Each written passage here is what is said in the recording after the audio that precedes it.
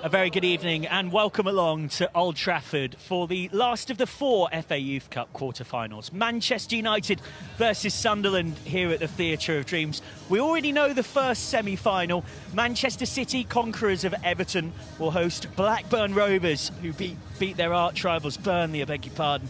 And a semi-final for the winners of this game will be against Crystal Palace, and whoever wins this game will have home advantage, albeit Man City or Blackburn will have home advantage in the final when they get there. Some have already said that the tournament path might be bringing us to a final that sees the blue half of Manchester face the red half of Manchester. It's a little presumptuous to be saying that in truth. What's for sure is we've got an entertaining night of knockout football ahead of you. A very good evening to you and a warm welcome wherever you are across the world. I'm Michael McCann, and I'm delighted to say alongside me is a perfect man to run the rule over these two teams. A Premier League winner back in 2000, someone with more than 500 appearances at the professional level.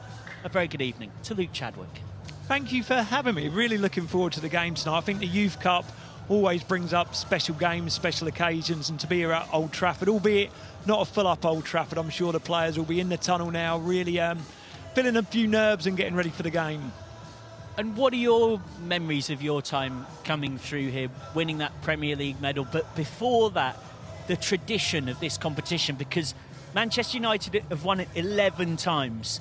That is comfortably more than anyone else. Chelsea have 9, Arsenal have 7, and United won the first 5 editions way back in the 50s with that side led by the great legendary coach Jimmy Murphy with Duncan Edwards. And then you come further forward and it's George Best, it's Bobby Charlton. In more recent times, it's the class of 92 in your era. How aware of you were you of that history? Oh, massively. I think that the Youth Cup is a huge, huge time for all clubs around the country. There's always an extra spring in a step leading into it, but Manchester United, certainly, it's got so much history, so much tradition, and to be successful in the Youth Club is massive. Unfortunately, in my time at the club, we were very unsuccessful in our Youth Cup runs. We were knocked out in the 3rd round in my first year by Blackburn, and in the 2nd year by Everton, who are a really strong team with the likes of Francis Jeffers, Leon Osman. But I think if you speak to any professional footballer, they can tell you quite vividly their memories of the Youth Cup, because it is such a massive, massive time. And it's interesting you mentioned getting just 2 shots at it there, because that's the other beauty of a competition like this. The nature of it being an under-18 competition. For those unfamiliar, players born on or after the 1st of September 2007 are eligible. So I don't know about you, that makes me feel pretty old thinking we're watching people born from 2007 onwards. But you only really get 1 or 2 bites at the cherry, most players, to win this, and then that's it, it's gone. You're on to the next phase of your career.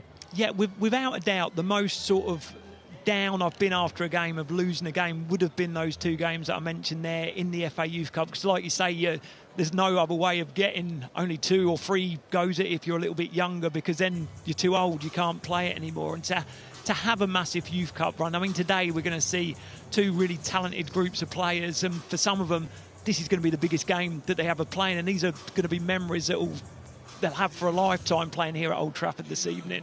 And just turning our attention back to Sunderland, because they will fancy their chances of an upset.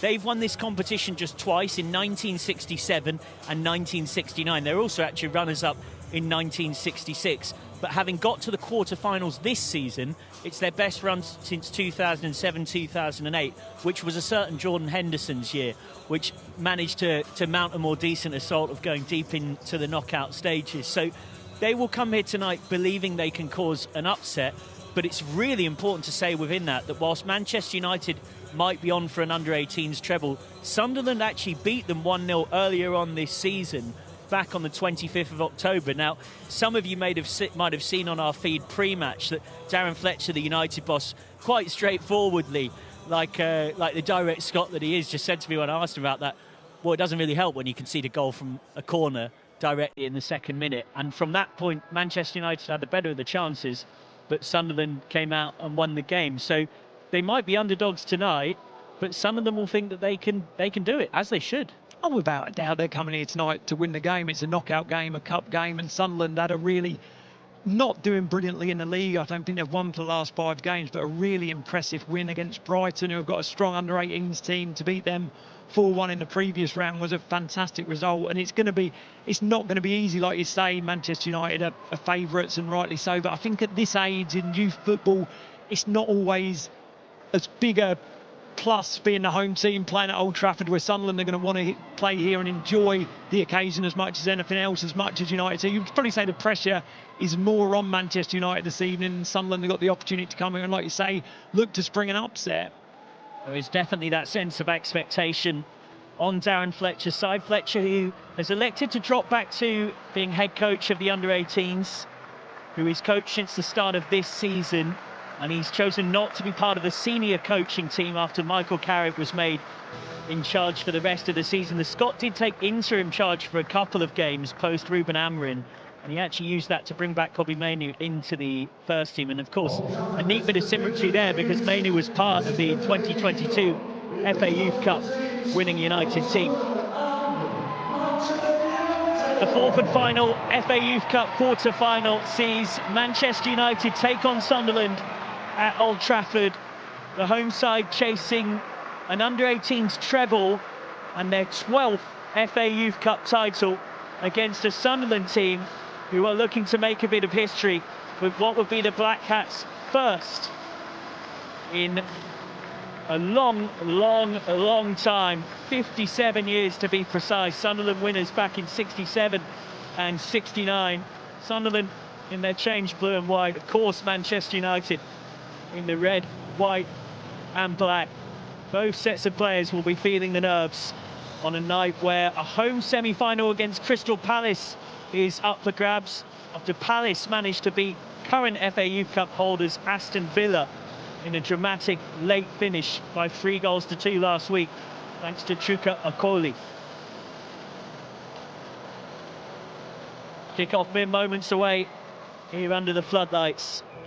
The other semi-final already set to be Manchester City against Blackburn, and I'm sure it will be in the back of the Manchester United players' minds that, who knows, it could end up being Manchester City away in a final, but Sunderland, Palace and Blackburn will have plenty to say about that, I'm sure. Let's take a check on the two teams. One change from Manchester United from the side that in round 5 won by 4-1 against Oxford United at the Kassam Stadium back in mid-February. Noah Ajayi comes in down the left wing for Bendito Mantato. It will be a 4-1-4-1 with Rafe McCormack sitting in front of that back four, and Nathaniel Junior Brown and Ajayi will push on to support Chido Obi up top, so it becomes a bit more of a 4-3-3 in possession.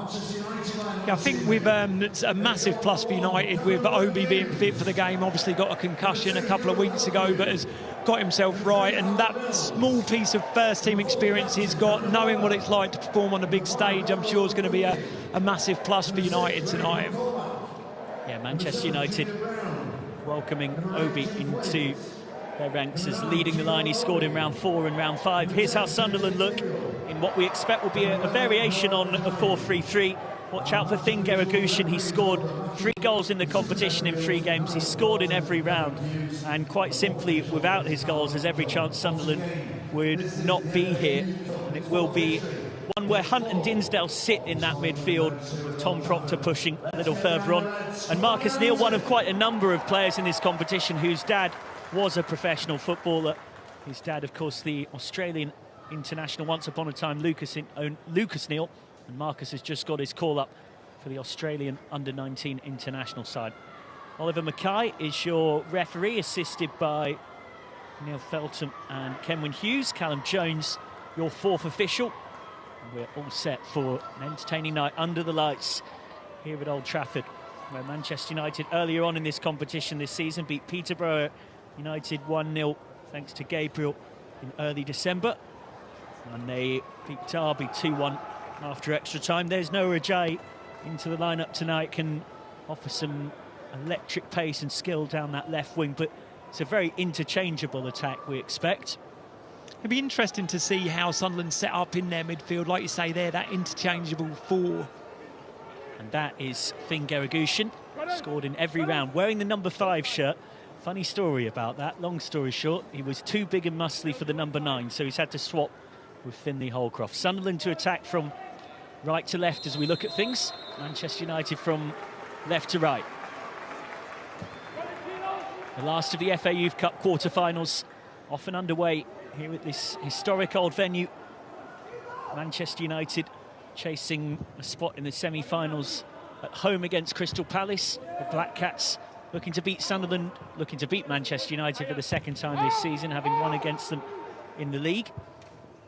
An intriguing night of football awaits us, and we do have extra time and penalties if needed. It will be decided tonight. Here comes Charlie Dinsdale. Tries an early effort. It was a bit speculative in truth. Up against Jim Thwaites, who wins it for Manchester United. Sunderland immediately on the high press. Nicely taken down by Gabriel. And then worked in behind for Nathaniel Junior Brown to give chase to. Nice strength from Charlie Forsyth. A great strength there by Forsyth, just to see off the threat of United there, but Sunderland have started brightly here. Taken down in midfield and worked out left. That pivot of Hunt and Dinsdale will be really important for Sunderland tonight. And here is Dinsdale. He's an energetic midfielder, likes to get into pockets like this. Dinsdale sets it back. Neil thought of shooting, and the shot does come in, just sliced wide from Liam Hunt. Yeah, great strike there from Hunt, just got a little bit underneath it, but you can see there the Dinsdale's energy getting into that inside left position and made a great run forward there.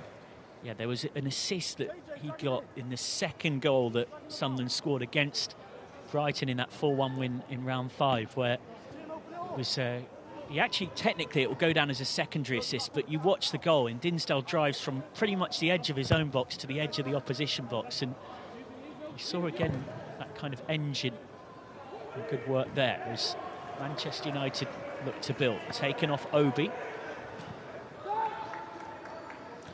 Lightfoot, the one change to the Sunderland lineup, coming in for Bailey Hester from that team that all told won pretty comfortably in round 5 against Brighton.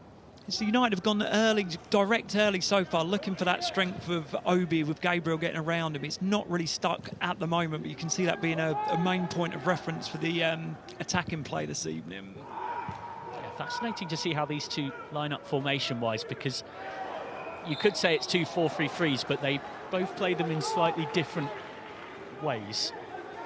It looks like just one sort of anchor at the moment for both teams, with the way that Charlie Dinsdale started with his forward runs, and it's Liam Hunt that's sitting in the middle, and United again with Rafe McCormack standing in the central area. Yul Halafu back to Cameron Byrne-Hughes.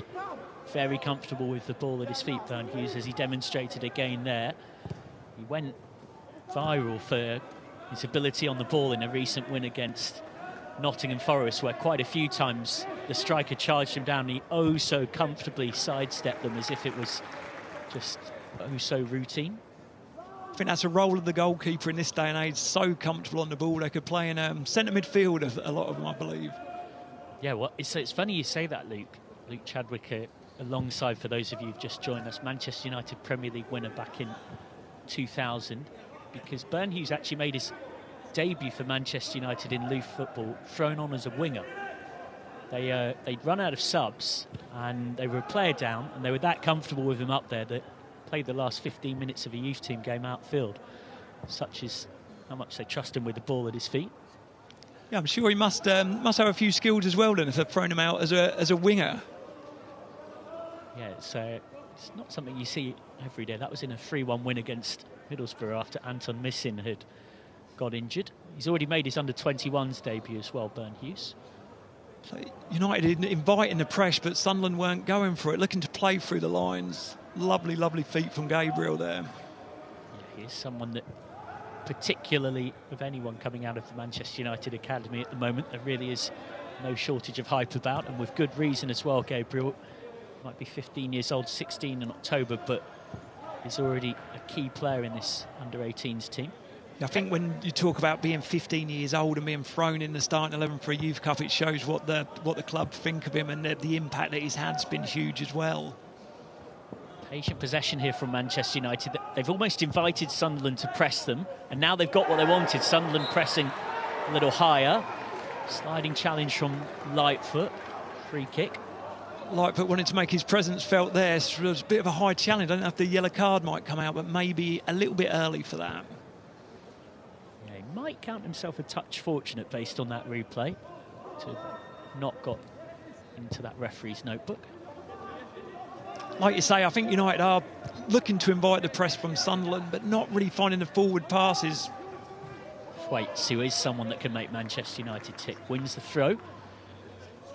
Jim Thwaites, who was on Manchester United's post-season tour of Asia in May 2025, and I know Darren Fletcher in shot there naturally as a fellow central midfielder, and one that made it right to that top level, has been a perfect mentor for him this season to help bring his game on further. Here is the aforementioned Thwaites. Not quite on the same wavelength as Brown. Sunderland have had the better at the start here. Yeah, Sunderland seem to have settled in better than Manchester United at the moment and playing well. But like you mentioned there, I think the perfect mentor you mentioned in Darren Fletcher, and I don't think they could have a better coach to look up for to what he's achieved in the game and obviously what he's done here at Manchester United. Yeah, that midfield battle tonight of Jim Thwaites and Rafe McCormack against Charlie Dinsdale and Liam Hunt feels quite important to this contest. Burn Hughes playing the game of cat and mouse here, or almost, if you wish to see it a different way, like the bullfighting with the holding the red rag out. He's trying to attract Sunderland to come and press him because he can play passes like that, and Thwaites has given it away though, and now there's a chance in transition for Sunderland. Plenty of options in the box. Pullback was looking for Tom Proctor. Didn't quite find him. Proctor, son of Sunderland first team coach Michael. There'll be quite a few surnames you'll hear across these FA Youth Cup quarter-finals that might make you feel a little old. Some of you might have been with us last Friday when Emil Heskey was commentating on his son Regan scoring a classic curler to take Manchester City through against Everton. Samba twins for Manchester City, Isaac Dunn for Blackburn amongst others. Brown chasing. Brown works it back for Yul Halafu. Gabriel on the spin, on the turn, and then went for the pass, and it went through the legs of Chido Obi. I think Obi thought Gabriel was going to shoot there. Just wasn't quite ready for it. Fantastic disguise from Gabriel with a pass. Like you said, I don't think Obi was really expecting it, but the first real sign from United of real attacking intent, but have left a few spaces behind here. Felix Scott has support arriving. Manages to get the 1-2. Scott to shoot. Cannons off the leg of, I believe it was McCormick back there, a number of red shirts. Scrambling. Sunderland will be quietly content with this start. I think a few opportunities on the edge of the box so far for Sunderland, who have certainly had the better of the game, possession and chances-wise, albeit just the half chances. Yeah, they've got an unusual situation, Sunderland. They've actually got a co-coach situation of Finn Lynch and Jordan Moore. They alternate every 8 weeks between one being under-16s lead and number 2 to the under-18s, and vice versa. The idea being that it helps the players have a consistency of voices and coaching right through those two age groups. It's not something you see too often, but you can understand the merit in it. Sunderland patiently building something here. It's going to be one of those count the passes in fast-forward goals if they manage to score this one. Garagushin gets it round the corner, and it needs the intervention from Dan Armour. Promising stuff for the visitors. Keeping the ball really well there, Sunderland, around the middle third, and then a great run from Leonard at the right-back position and nearly got in. Twisted down by Garagushin. Dan Armour again gets his foot through it. Game of head tennis ends up in Sunderland's favour. And that'll be a free kick for a foul on Finn Garagushin, who no doubt is a danger man for Sunderland tonight. He's scored in every round. Really dangerous position here, and I think Sunderland have settled so well, and I think it is obviously the pressure on United being at home, being the team that's much more successful in the league this season, and it's not started how they would have liked so far. Tom Proctor over the free kick. He's going to have 5 blue shirts to aim for in that box. Proctor scored in the 5th round, now looking to tee something up. Felix Scott is slightly unmarked on the edge of the area if they fancy a trick play. Proctor goes low, it's a poor ball. Straight to the first defender, Gabriel, but Sunderland win it back. And Leonard goes down. Assistant referee not interested. Didn't seem to be too much in it. That looked like a little bit of a dive, maybe. When I saw the linesman flagged, I didn't know if he'd fallen for it somewhat, but I think he's made the right decision there. Yeah, Leonard gets there first, but as that replay shows, he is also holding the shirt of Noah Ajayi, so it's safe to say he's not quite a saint in that situation. So probably one of that's a bit 6 of one, half a dozen of the other. I think Leonard's been a threat driving forward from the right-back position, and again there, obviously, never been a penalty, but getting forward really well. And again, we've got a little bit of a standoff. Manchester United awaiting the press, but now going more direct, and Chido Obi is a good yard or so offside. You can see how compact Sunderland are there. I think Obi's made his run a little bit early, but I think there is space in the channels for him, particularly with his athleticism and his speed. There could be an opportunity there for United, but need to move it a little bit quicker, I think. Probably one of the most recognisable players on the home team sheet tonight, Chido Obi. Started in May last year for the first team against Brentford, became the youngest player to start a Premier League game for Manchester United at 17 years and 156 days old. Made 8 appearances last season, hasn't managed to play for the first team yet this season. And he's one of those players, there's quite a few at this level who will be keeping a close eye on what happens to them in terms of nationality. He's eligible to play for England, Denmark or Nigeria. His most recent involvement was for the Danish under-20s.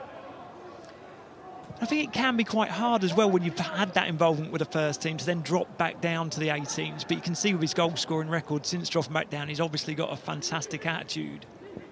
Sunderland building well here.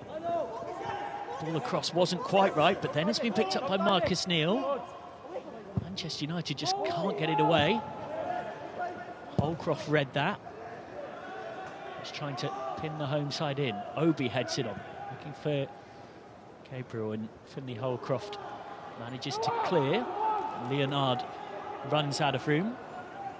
It's a good competition, the FA Youth Cup, if you like your old school numbers. You're 3 at left back, you're 2 at right back, etc, etc. But some of you might have noticed that that's Finley Holcroft wearing number 9 at the heart of the Sunderland defence.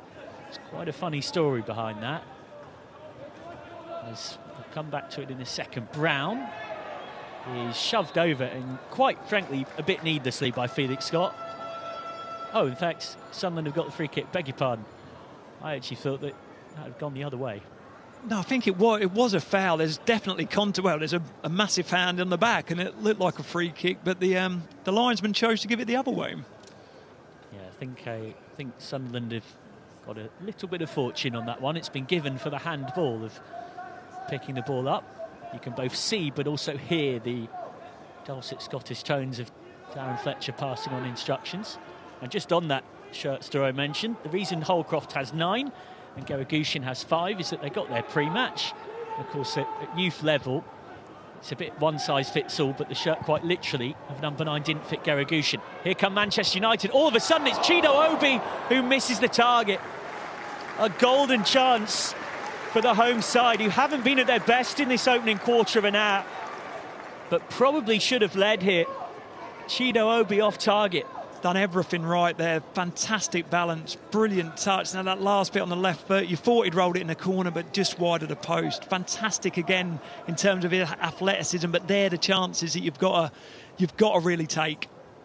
Haven't really had anything even close to a sniff at goal, but that moment comes also through Gabriel making a pest of himself. That combination again of Gabriel and Obi, and you can see that he's looking for him all the time. Suddenly Manchester United fancy their chances on the high press, and Thwaites has run it back. It's Gabriel twisting and turning, forcing the block from Holcroft. Still there for the home team. Halafu works it back for Mills. All the way across to Godwill Kokonki. He's another that has seen quite a lot more first-team involvement than most under-18 players. Gabriel, again a key player, has definitely touched the ball more for Manchester United so far than anybody else. It's looked the most likely to make something happen for them. McCormack out left. McCormack gets it back off Kokonki, and home side trying to find some more penetrative possession. We see that one instance in the game's changed the whole shape of it now. United 5-6 yards higher up the pitch and sort of camped in the Sunderland half. You feel like that was a bit of a turning point for them and had them settle down a little bit. Yeah, Manchester United seem to have found a bit of their rhythm here. Nathaniel Junior Brown wants the 1-2. Thwaites sees a different picture. Armour. McCormack for Thwaites. Interception chance on the break, but Dinsdale had his pocket picked. Brown slipped, so Lightfoot could win it. Ball's a bit of a hot potato in this passage of play. Felix Scott trying to work his way through a number of red shirts, ends up with a bit of a frustrated foul. United's certainly grown into the game. I think Thwaites is getting on the ball a lot more and then moving it with a little bit more zip, a little bit more purpose. And you can see the fluidity with Gabriel now out on the right-hand side of that sort of midfield four, moving around and moving Sunderland around and challenging them a little bit more.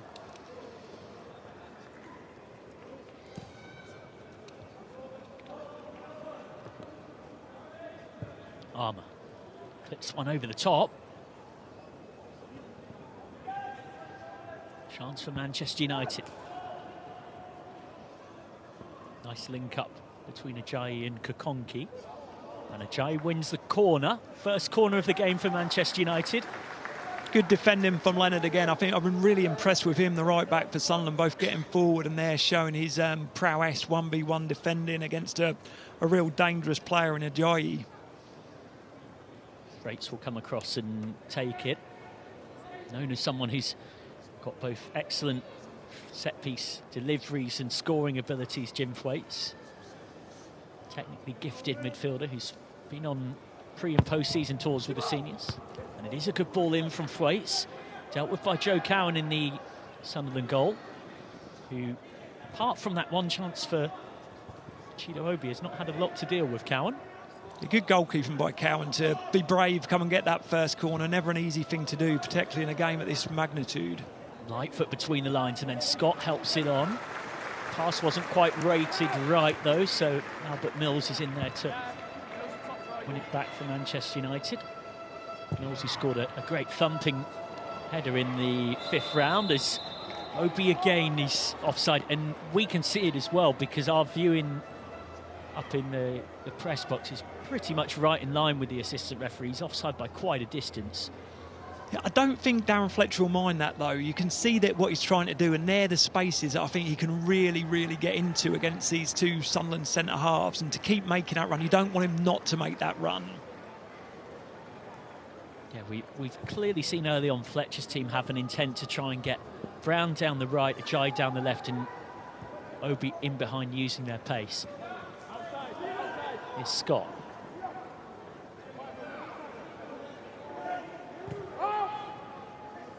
Back for Forsyth. Sunderland's chance to try and build, try and look for a breakthrough. They've definitely not been short of goals in this run. 9 goals in 3 games. Can they find something here? Cleared back there by Mills. Gabriel won the header.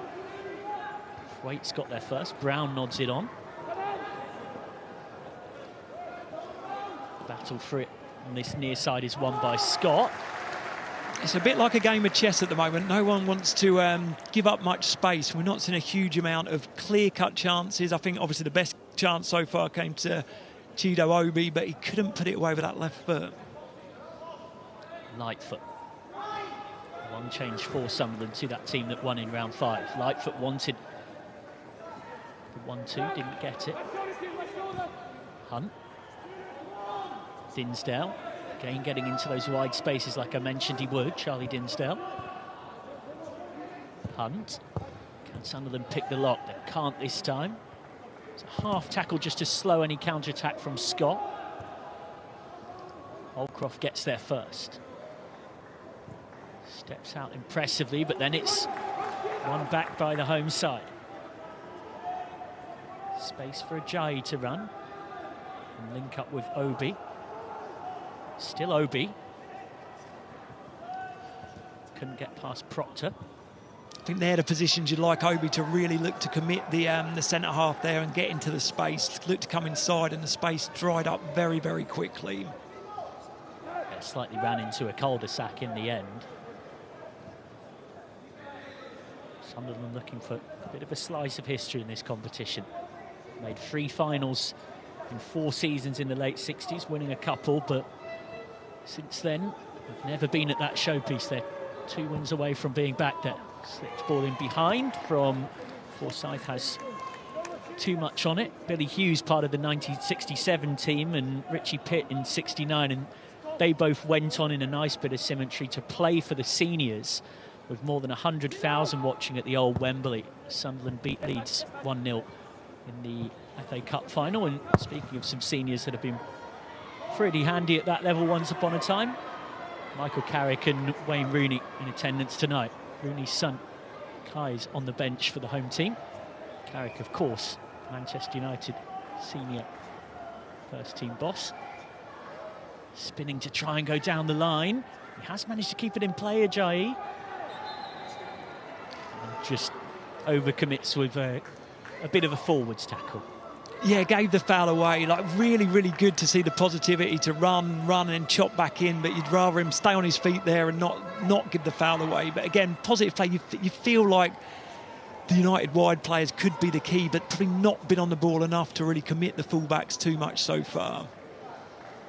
And credit to Finn Geragushin, because Alex Leonard, the fullback, gets beaten, but because his winger has fully committed to tracking back, Geragushin is there to nick the ball and win the foul for the Black Cats.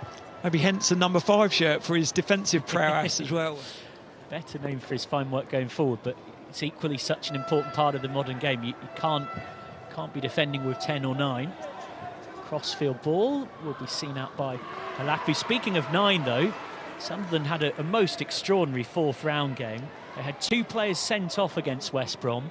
They drew 3-3 after extra time, and they won on penalties. Joe Cowan saving a couple of spot kicks in a game that I don't think anyone's going to be forgetting anytime soon. They were 2-0 up after 25 minutes. You might think from there an easy day's work, but certainly didn't prove to be the case. Finley Holcroft sent off just after half-time, and then Sunderland conceded twice late on in the game of the 90 minutes to go to extra time. Trezanio Wilson put them 3-2 up, but Geragushin got sent off in the 106th minute. A minute later, a penalty was scored by West Brom, and then on spot kicks, Sunderland went through. Here's Brown. Now Thwaites, trying to skip past his marker, Obi, but met by resolute defence. Scott. No foul, on we go, it's Gabriel, always a dangerous runner. Marcus Neal gets back to his feet. Definitely seemed to err so far, this referee, on the side of wanting to let play go on wherever possible. I think it's what you want to see from a referee, just to let the game flow a little bit. And it's times like this where you want a little bit more movement from United. The ball sort of gets stuck with the centre halves and there's not that much movement to find a pass in front of them. Kokonki providing that movement. He's got past 2. What a run this is from Kokonki. He's still going. And eventually the covering challenge. And it means that it's a corner rather than anything worse for Sunderland. But what a lovely underlapping run this was. Yeah, just on cue when I mentioned the lack of movement, and Kokonki pops up. Fantastic run. Drives into the box. Good defending again. Part of the under-18s treble-winning team a couple of seasons back. He's been an unused sub for the first team 6 times, so he's very much on the seniors' radar. Corner near post, headed away by Holcroft. It's flicked forward. There's Brown, just to tidy up, and now both teams, as they so often will after a set piece, will probably look to reset to their more conventional shape. Really good ball in, and great movement from Albert Mills there. Just couldn't get his head on the end of it. Crossfield for Brown. He's trying to turn inside past Scott. Instead, here comes Sunderland. Errant pass from Scott. Gabriel on the turn, and Gabriel opening his body up and wanting to play quick with real tempo. What can United fashion? Gabriel wants it back, he won't get it. Waits. Can only find the touchline. Yeah, again, really impressed with Alex Leonard at right back for Sunderland. Again, you can see his defending there to really slow down Ajayi and just didn't let him get into his flow and run at him. Yeah, plenty to think about so far for Darren Fletcher's Manchester United. Their form this season, particularly in recent times, has been outrageous. They've won 10 games in a row in 2026. Last game they didn't win was a league match against Everton on the 20th of December last year. And they've actually won 15 of their last 16. Here comes Sunderland on the break. Offside flag is up against Garagushin, so it wouldn't have counted even if he had scored. But lovely move from the visitors, who Sunderland are catching Manchester United out in transition, and they're finding opportunities. Some real tempo. Whenever Charlie Dinsdale gets on the ball and drives through the middle of the pitch, it really offers something different. And again, quick passing, and could have been a decision for the referee to make there if the linesman didn't give the offside. Mills for Halafu. Waits on the turn. Halafu on the underlap.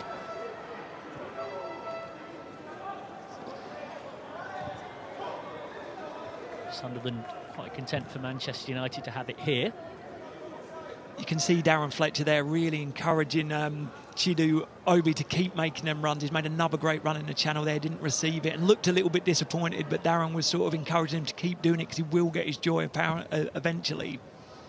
Kokonki coming infield to try and get something going, but pass was behind him, and in there to clean up was Proctor.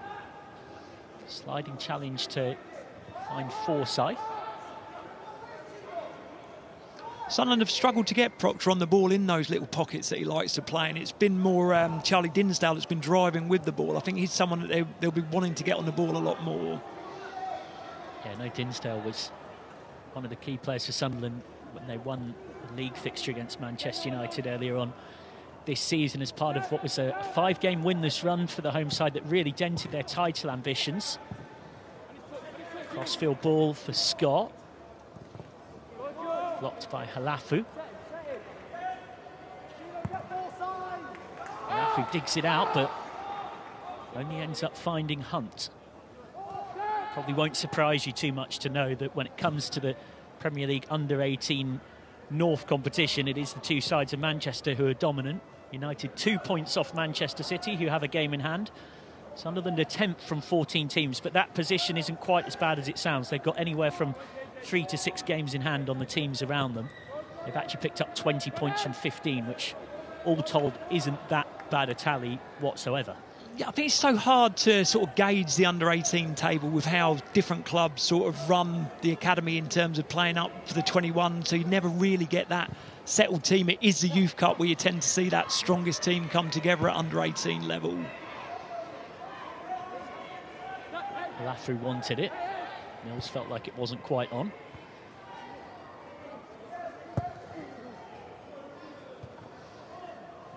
Almost intercepted.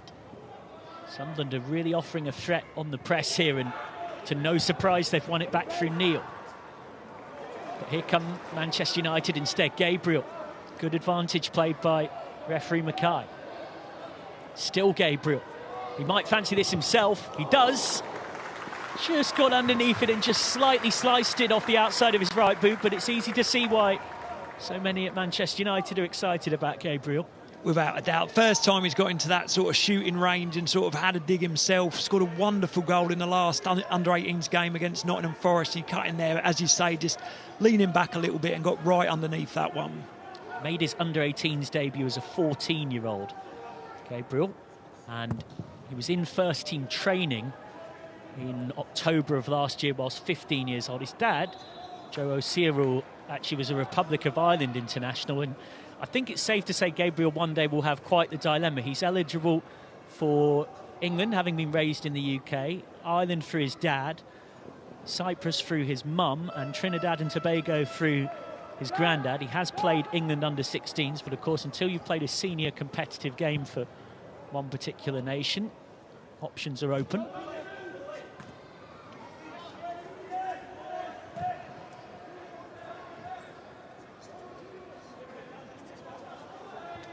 Holcroft. Garagushin coming short to offer an option and drawing the foul.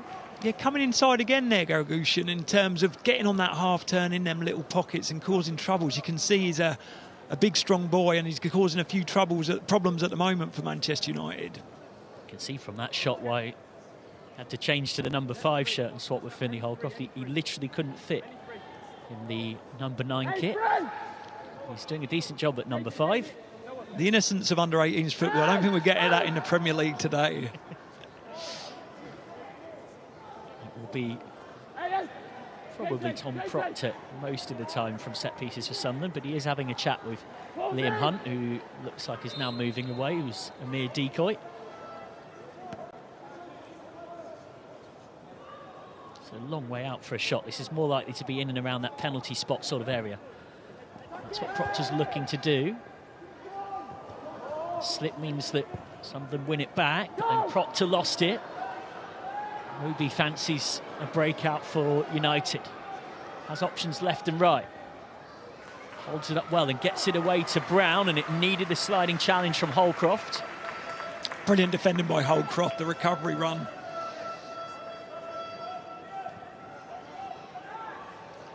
Very tight and tense and even first half here at Old Trafford. I think maybe what to be expected, and obviously a big game for all the lads on the pitch, and Sunderland certainly settled the quicker. United have had passages, but probably not expecting a huge amount of chances, and it has been a very cagey first 33 minutes.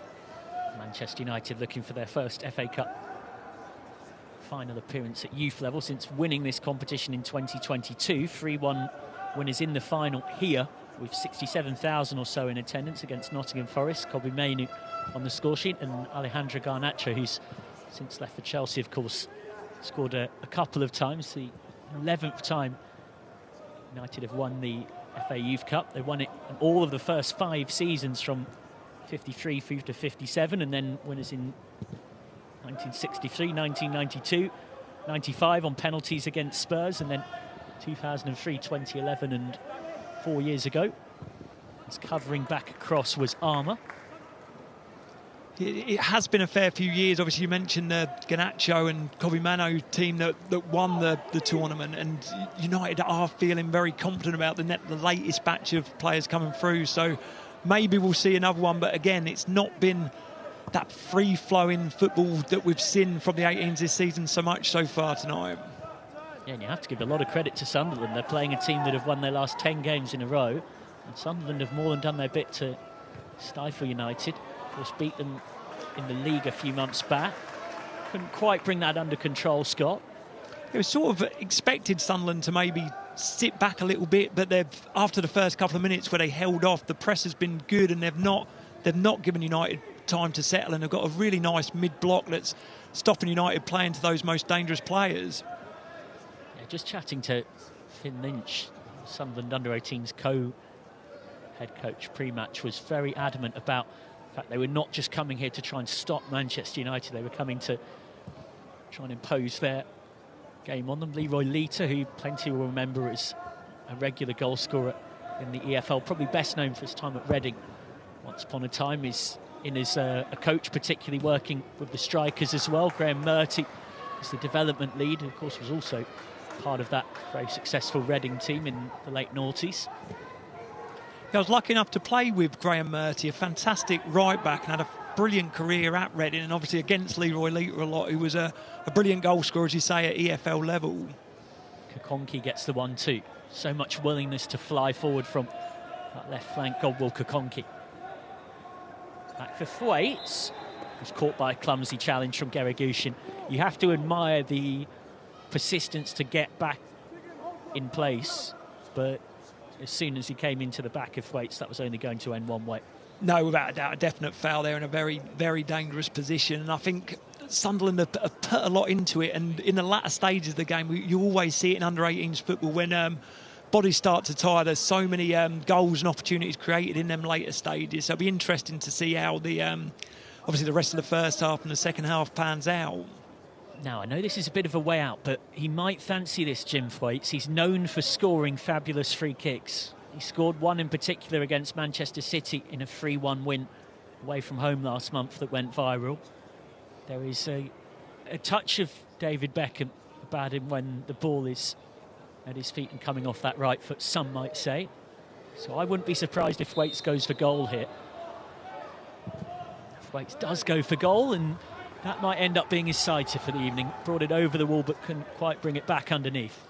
Yeah, I think his main focus there, as you can see, was just getting it over the wall, but couldn't get that dip on it, and he'd probably be a little bit disappointed with that effort in the end. There was an interview Ruben Amorim did where, completely unprovoked, on a pre-season tour last summer, he went out of his way to praise Thwaites and said, that's the type of player we want to see coming through, words to that effect. And I know it was seen as a really big deal for a manager in an in-house interview to pick out one of the youngsters like that. There's a lot of people excited about Jim Thwaites' future at Manchester United. He's been in the under-18s regularly since he was a 15-year-old, which again, that's a sign of the esteem in which he's held. As here come Manchester United. Lovely bit of feet down that left flank. What's at the end of it? Obi. Spinning and turning, but he sees a wall of blue shirts in front of him. Kokonki.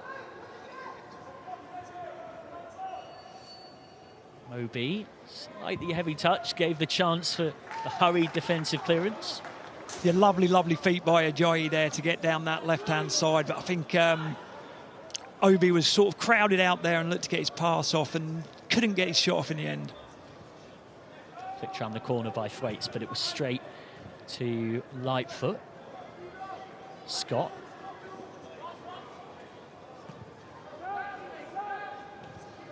Lightfoot back for Forsyth. Manchester United just growing a little in possession and confidence as this half has gone on. Sunderland, you'd say, started marginally the stronger. It's been a real arm wrestle of a game. Yeah, probably not seen the amount of chances, amount of goal-mouth action that you'd like to, but both teams are playing very, very maturely, shutting off spaces, and it's going to take something a little bit special, you think, to break the deadlock. Yeah, you wonder whether there's an element of who blinks first here. And we're into one of those portions of the game that is about also managing the clock, knowing that half-time's not far away. Sunderland give it away in a bad area. And now a chance for Gabriel to break, and he's got Brown round the outside. Nathaniel Junior Brown does get the cross in. It wasn't far from Obi. Thwaites recycles for Halafu. Slight deflection. It's kind for Obi, who decides to have a shot and didn't quite catch it cleanly. No, never really got hold of it. I think he saw the run from Gabriel out the corner of his eye, but decided to take the shot on himself. But really, really good wing play there from Brown. I think that's what you want to see, really getting out the left back and getting the ball in the box.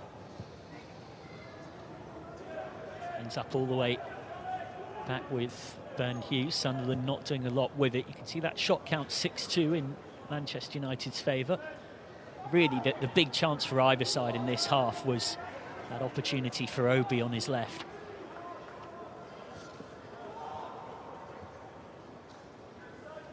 Kokonki up the line for Ajayi. Kokonki once more. He's an England under-17 international. He's also of Congolese descent. He was reportedly in November last year, ahead of the African Cup of Nations, offered by the Democratic Republic of Congo the chance to play for the national team in both AFCON and the upcoming 2026 World Cup. But apparently turned that down. We've certainly seen his pace and power on one occasion tonight with that driving run into the box. And I think if United can get him on the ball a little bit more, he can be a real threat going forward as much as anything else.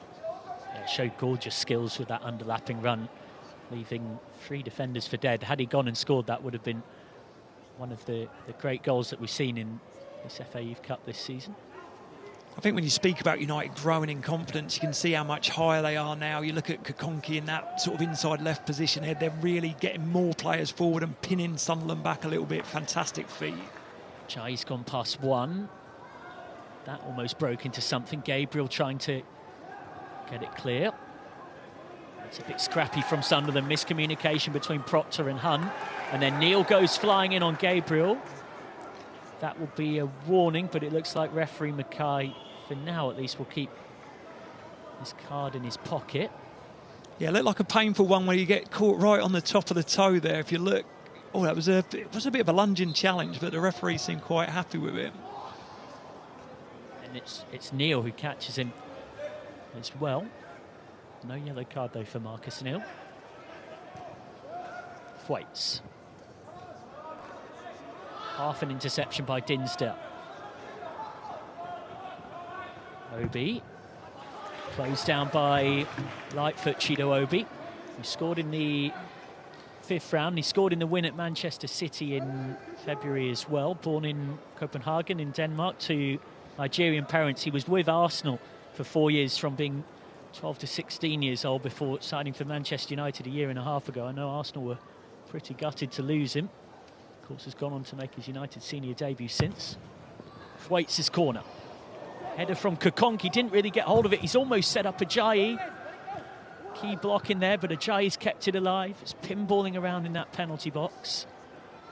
Ajayi forced back, but then with the turn and the spin, what a bit of skill that was. Brilliant feat again by Ajayi. As you mentioned earlier, the referee likes to let the game flow. Maybe another free kick there, but he's not giving it, and Sunderland can break. Garagushin. Pass just about got there. There was half an interception on it. Now Lightfoot. It's trying to get it to Dinsdale. Mills there to clean up. When you talk about the energy levels, it would be interesting to see in the second half. Charlie Dinsdale, he must have made about 11 or 12 forward runs at real pace so far, and doesn't look like slowing down at the moment. It's been a real threat in this first half. Not always received the ball with the runs that he's made, though. A moment for the game to just pause here. Byrne-Hughes taking his time to assess things. Cameron Byrne-Hughes, very much a local. Born in Ashton-under-Lyme, a second-year scholar. Someone that has already made his under-21s debut last March against Leeds as a 17-year-old, which it's always a real demonstration when playing that far up the age groups of the esteem in which you're held. Chance from distance. What a goal that is! Fantastic finish, and I think that's what the game needed, something a little bit special, and we've certainly seen that. You can see not much a reaction from the United bench at the moment. Maybe it's something that happens quite a lot in training, but Ajayi has come inside there and hit an absolutely fantastic strike into the bottom corner. Noah Ajayi brought into the starting lineup for this quarter-final and has more than repaid the faith that Darren Fletcher put in him. He keeps going and going and going here, and then produces something right out of the top drawer. Yeah, we spoke earlier about him maybe looking to attack the wing more and staying out wide, but we can see what he's capable of coming inside, and it's a brilliant strike. Was shown inside the pitch and come in and hit an absolutely fantastic strike. Brilliant technique. And United score at a fantastic time going into the end, towards the end of the first half. Yeah, Sunderland just stood off a little bit and paid the ultimate price. You know, there is sometimes a school of coaching thought that you actually want players in that position to cut inside, because in theory anyway you should have plenty of bodies and plenty of defensive cover, but if you stand off a little bit, as that situation demonstrated, it can cause you big problems. I think we see it so often now with the sort of the wide players that are so strong on both feet, and to come inside there was only one thing on Ajayi's mind, and that was to get his head over the ball and hit a brilliant strike. And United maybe not that deserved, but it looked like they're going to be going into the break 1-0 up. Could even be 2-0. There's still just about time for it.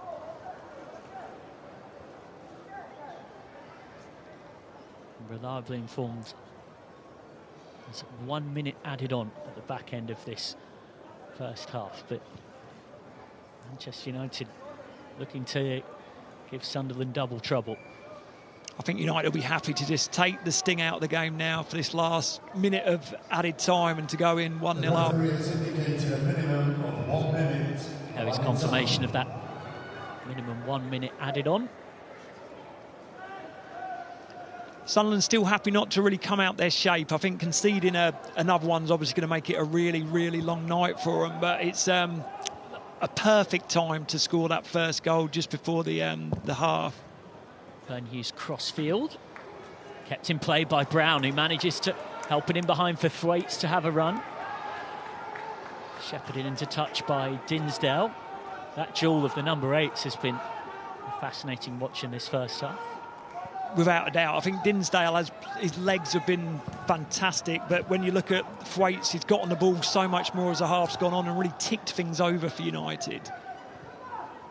Dinsdale on for Proctor. Sunderland have got to muster all of their resilience. Fought so hard to get here. 3-0 home winners against Nottingham Forest in round 3. Beat West Brom in round 4 on penalties, and in round 5 4-1 winners against Brighton. But Sunderland up against it at the break thanks to that man Noah Ajayi, who cut inside and found the bottom corner with a ripper of a right-footed effort. Michael Carrick, Wayne Rooney and company, I'm sure, pretty delighted watching from a good vantage point here at Old Trafford. And at half-time it's probably slightly harsh on Sunderland on the balance of play. Yeah, I think it can be described as quite a cagey half. I don't think anyone would have complained or anyone would be surprised if it went in when the game was goalless. But obviously a little bit of magic from Ajayi there to come inside and hit a fantastic strike. Sees United going 1-0 up and really in pole position coming into the second half. So at half-time here at Old Trafford, it's Manchester United 1, Sunderland 0.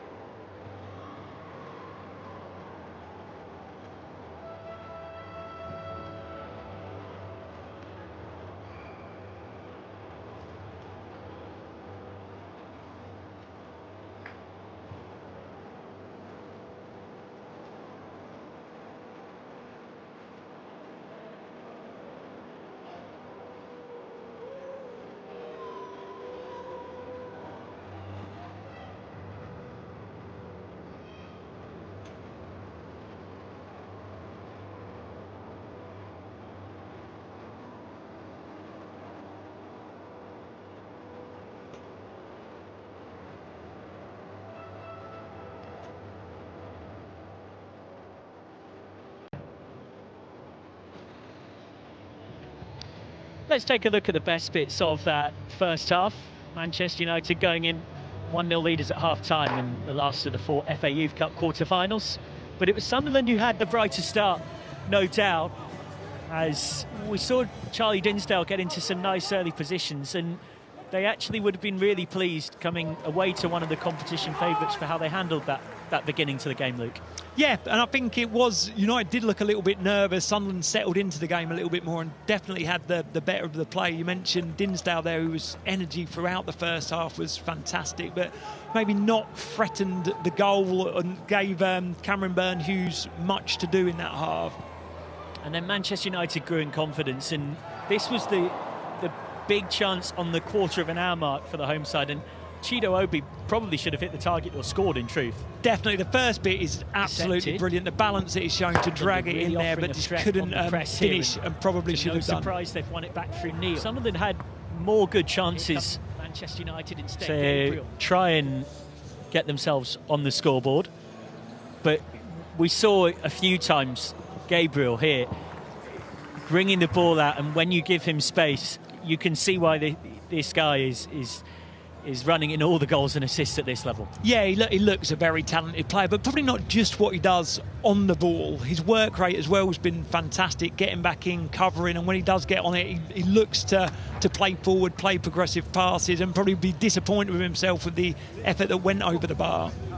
Free kick over from Jim Thwaites, but right on the stroke of half-time, just as we ticked into stoppage time, Manchester United grabbed the lead, and it was one to remember from Noah Ajayi. Yeah, and I think he grew into the game as it went on. He had real trouble early on dealing with Alex Leonard, who was running him back, but once he got a couple of runs, showed what he could do on the ball, and you can see there, Ajayi, when he comes inside, there's one thing on his mind, and it's a brilliant strike, and great to see him getting the goal like that. Yeah, he scored a lovely solo goal, the fourth goal in the 4-1 win away against Oxford in the fifth round. He's having something of a breakout season, moved to England as a 10-year-old. He's eligible to play for Germany or Nigeria at international level.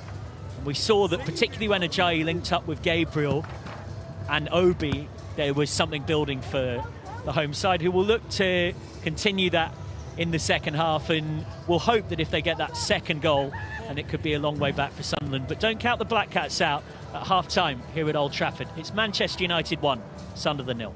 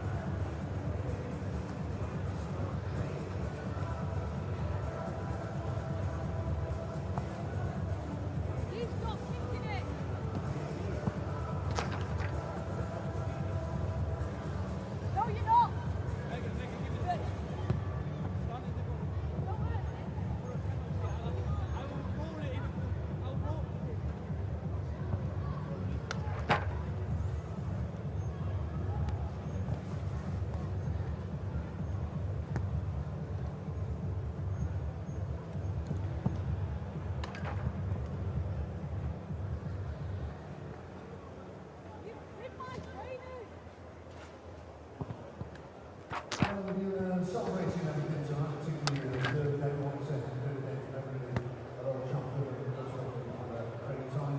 And in particular, Harry Clark, he's celebrating his 7th birthday, so all the way best indeed to you, Harry. It's in his dad tonight. Manchester United. And I think welcome back to the tribune. It's Mohammed Allen. Great to see you back here. In the main season. So Shushan Allen, warm greetings and warm welcome back. As always, today Coleman and Brits, warm greetings to both of you. Always good to see you both here. And we're going to say hello to the legendary Ray. He's here this evening. Colin Christie. Hello to Kieran, Charlie, and Archie, and the Mooney. So to all the Mooney fans, big warm welcome. And we've got a nice time on Old Trafford. So warm greetings to each and every one of the Mooney. Thank you. And don't forget to check out some of the games that come up here at Old Trafford as well. Besides the first two, looking forward to Manchester United playing Manchester City as well as Old Trafford. And of course, a special game next week. We look at the United website, which have all the details, who's playing when, what time. Looking a little bit ahead as well.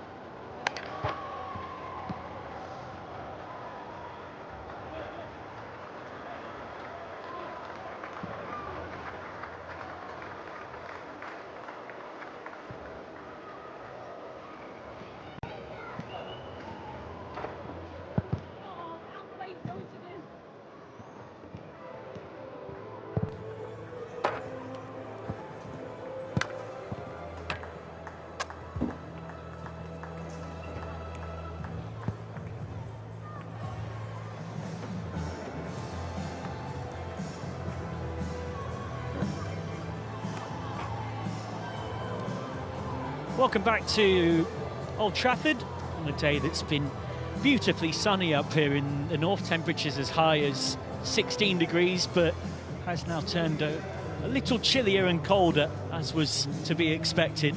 But the FA Youth Cup is still spicing up. We've seen so much drama across these quarter-finals. Blackburn scored with pretty much the last kick of the game to keep alive their chase for a first title since 1969, to beat Burnley last Tuesday on the same day.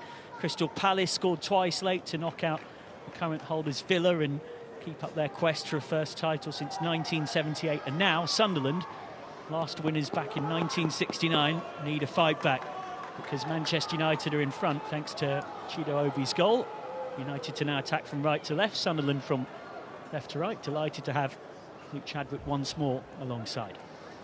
Yeah, like we said, a cagey first half. The goal, I mean, after Chido Obi's chance, United settled down a lot. It'll be interesting to see how they start the second half. No changes for either side at the break. So for the home team looking to build on that 1-0 advantage, it is Ben Hughes in goal, Halafu, Mills, Armour and Kokonki the back four, McCormack shielding, and then in front of him Brown, Thwaites, Gabriel and Ajayi, with Chido Obi, the goal scorer, leading the line. And Sunderland have conceded a cheap corner pretty much right from the kickoff here. The Black Cats have put themselves under somewhat unnecessary pressure. Yeah, Lightfoot's just looked to play it back to the keeper, but not caught it with his unfavoured right foot, and it's gone out for a corner. So great chance for United to get a ball into the box right at the start of this second half. Thwaites, known for his excellent dead ball deliveries. That was begging to be attacked, but it was Lightfoot who got there and won it. Brown looks to recycle. Yeah, good, strong defending from Sunderland again. They've defended the set plays very well this evening.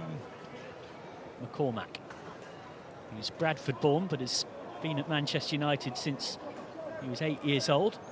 Republic of Ireland under-19 international, who is transitioned from a centre-back to a defensive midfielder this season very successfully.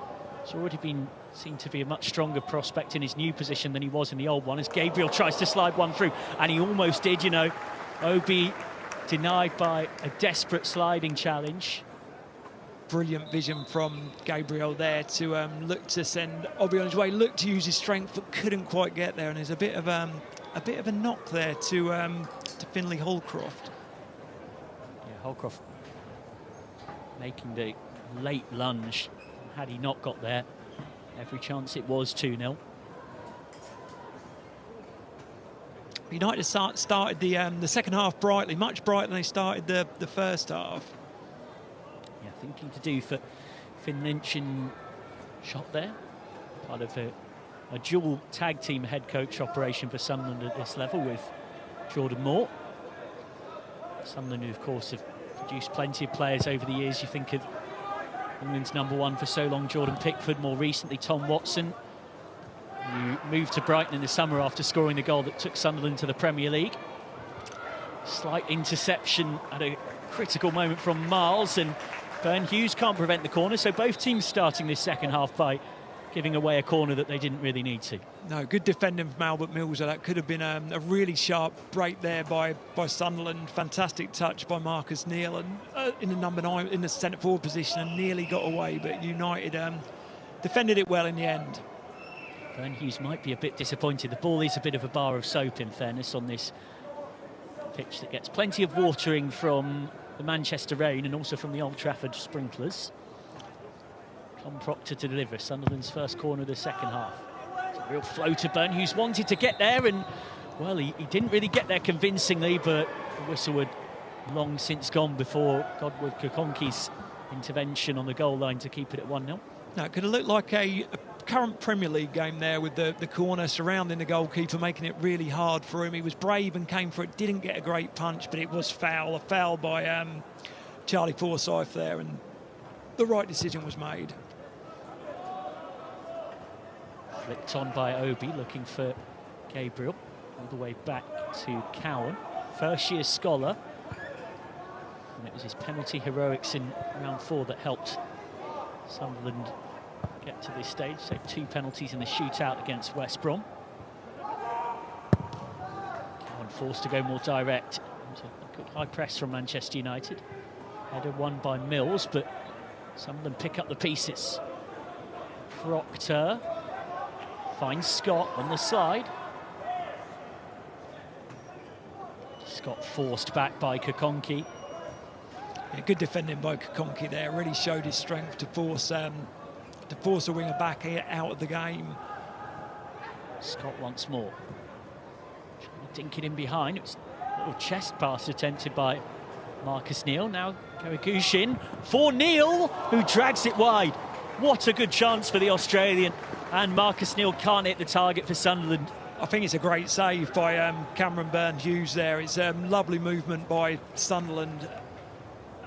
And he's just nicked him. He's lucky not to give a penalty away, really, but nice movement, and I think he's got his foot to it. Take and trust your word for it. So, and with better eyesight than me. I'm just going off the lines when I may be wrong myself. Well, yeah, it is a corner, which certainly suggests that Luke Chadwick alongside is spot on. Tom Proctor to take Sunderland's second corner of this second half. It's another floater into the 6-yard box. And Byrne-Hughes again is not convincing in dealing with it. It was headed off the line by Kokonki. Manchester United survive. Proctor. Scott. Sunderland scored from a corner in their 1-0 win against Manchester United in the league game back last October. And at the start of this second half, they've looked probably more likely to score with those two corners than they have in open play since the first 10 minutes of the game.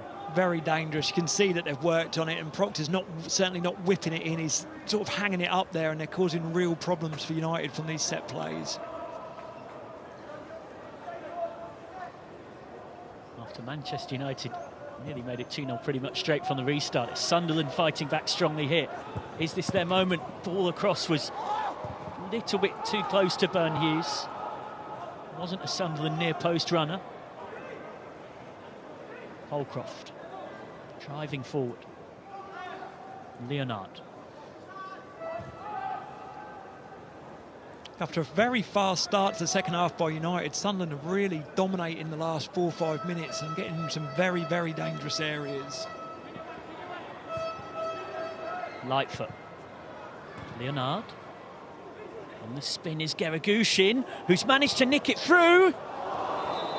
And what a chance again for Sunderland. Well, the offside flag was up. It wouldn't have counted anyway. But again, Garagushin so unselfish in that penalty box and creating opportunities and causing all sorts of issues for the Red Devils. And looked really tight. And I think it's another, obviously it was offside, but another brilliant save by Cameron Byrne-Hughes. And he's had much more to do in the first 8 minutes of this second half for the whole of the first half.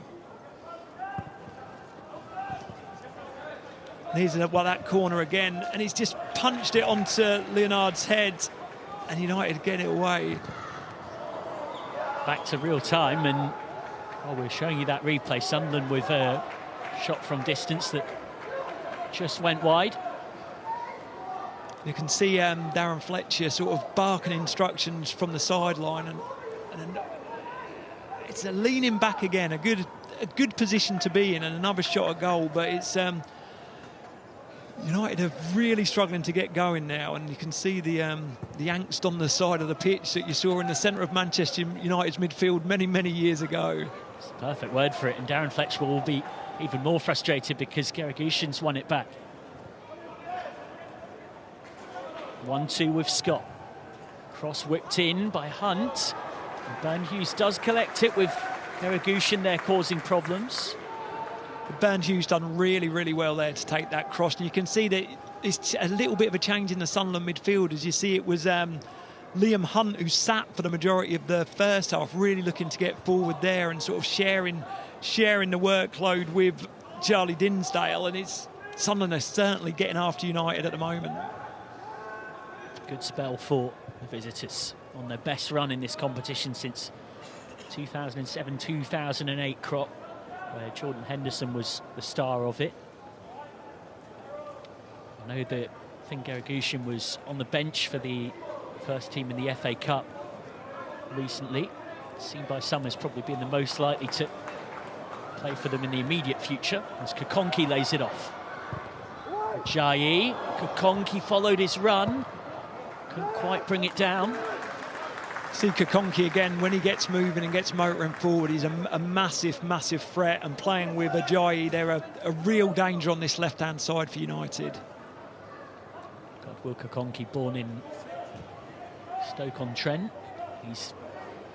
I know one person who's a good source at Manchester United called him almost a cheat code in the under-18s at this point. He's one of the few survivors from the 2023-24 treble-winning under-18 team.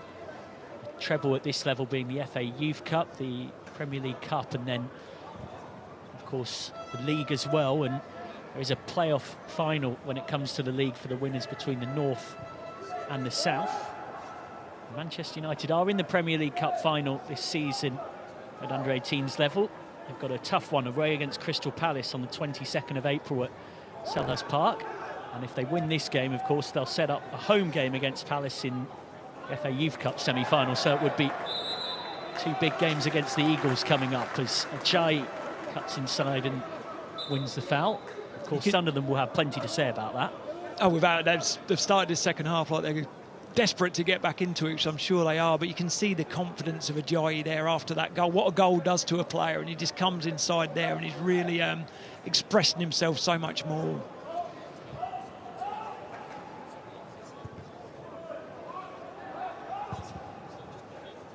Ben Hughes confident in possession as promised, finding Thwaites. He really does start the attacks, Burns Hughes. You mentioned a goalkeeper, Jordan Pickford, who was part of Sunderland's last really successful youth cup, and he's got a bit of that about him with his left foot and can really punch those passes through that first line of Sunderland and get United onto the attack.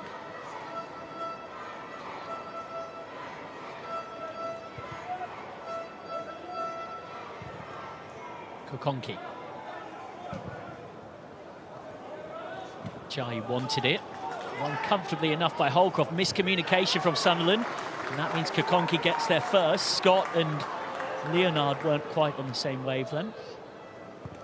Forsyth has to come back and clean up, and Kokonki's there to do something about it. Brilliant aggression from Kokonki there. You can see him get into the ball so quickly, and he's such a powerful lad, and he's got a real spring in his step at the start of this second half. Perhaps because he's playing next to the manager, Darren Fletcher, who hasn't looked particularly happy so far for the last 10-15 minutes or so. Will Kokonki definitely name to keep an eye on from this Manchester United side. Hasn't quite yet made his first team debut, but has been quite a few first team match day squads. Ajayi. Still Ajayi. He's curled it over the bar. Well, after his earlier goal, you can't blame him for thinking to try it, but just leant back a little bit too much. Yeah, Chido Obi lost possession the first time and got it out his feet. He's desperate to get shots off, which is what you want to see from a striker, and he's getting in them positions. That's the most important thing. Darren Fletcher cutting a somewhat frustrated figure because his Manchester United side can't quite shake Sunderland off. Ball in behind from Proctor. Fouled by Garagushin on Armour. Garagushin is such a willing runner up there. Whether he's playing on the right, he seems to have gone more central in this second half, but he just never stops running them channels, and he's a nightmare for the centre halves, but have both dealt with it very well so far. Deserves our congratulations as well, Finn Garagushin. He's just got his call up to the Armenian senior international squad for the first time. I'm reliably informed that would be expected to make his debut within those upcoming international fixtures. Came off Gabriel, but Sunderland can play from that. Dinsdale had nowhere to go. The midfield battle's what's dictating that game. We've had spells of United being on top when the two central midfield players, the deeper line central midfield players, have had control of the game, and at the moment we're seeing the two Sunderland centre mids, Hunt and Dinsdale, really take charge. Great duel there between Kokonki and Scott, and it was Scott who eventually won the battle. Kokonki's coming back at him for more. Worked wide though. Is there something at the end of it for Sunderland? Dinsdale decides to have a shot, deflected on the way through. Burn Hughes is a safe pair of hands. Yeah, good hands from the goalkeeper. Dinsdale again getting in them positions on the edge of the box, and as I've said, they've tested Cameron Burn Hughes so much more in the second half. Nice feet, would have won it back. Sunderland again with a chance to build something, and it's smashed in by Tom Proctor for 1-1. Sunderland's pressure pays off, and look at what it means to Tom Proctor. All square at Old Trafford, a thumping finish. Absolutely brilliant finish by Proctor there. Cheap giveaway from United, and you think he's coming off the bar and bouncing down. Not sure if we've got VAR here tonight, but it didn't matter in the end. It's a brilliant finish, and his dad was a local lad that came through at Sunderland back in my day many years ago, and I'm sure he's proud as punch on the sideline as well tonight. You can see him stood up now because his son's just scored a brilliant goal at Old Trafford. Well, Fletcher's frustration only increases further. Manchester United grabbing that lead through Noah Ajayi right before half-time, but Sunderland are more than good value for that equaliser. Yeah, it's certainly a deserved goal for the start of this second half. United have had a number of chances to get the ball out and clear it, but Sunderland seem to be able to win it back, and it's again quite loose at the back from Manchester United. Ben Hughes hurriedly away. Yeah, it was a goal that both, as Obi tries to make a nightmare of himself, foul on Forsyth. It was a goal that both, not just the fact that it came for Sunderland, but the way it came wasn't too surprising, because right at the start of this second half, they've consistently been causing Manchester United problems on that high press, and again, that was where it happened. Yeah, and I think they've pushed more players forward with the press as well, with Liam Hunt in particular, who was very deep in the first half, sitting in behind, and rightly so, to look after the threat of Gabriel in the number 10 position. But now he's higher, and they've sort of taken a bit of a chance, and they're getting their just rewards at this moment in time. Hunt crossfield, cut out by Kokonki, but then Kokonki gets nutmegged, and Scott's in behind. Sunderland with confidence flowing through the veins. Proctor, the goal scorer, does dig out a cross. Very awkward one, sliced up by Mills. Just can't get it clear, and it's in by Felix Scott.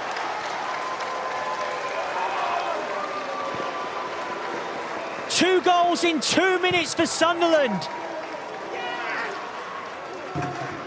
Big problems for Manchester United at Old Trafford. The Black Cats come back to lead.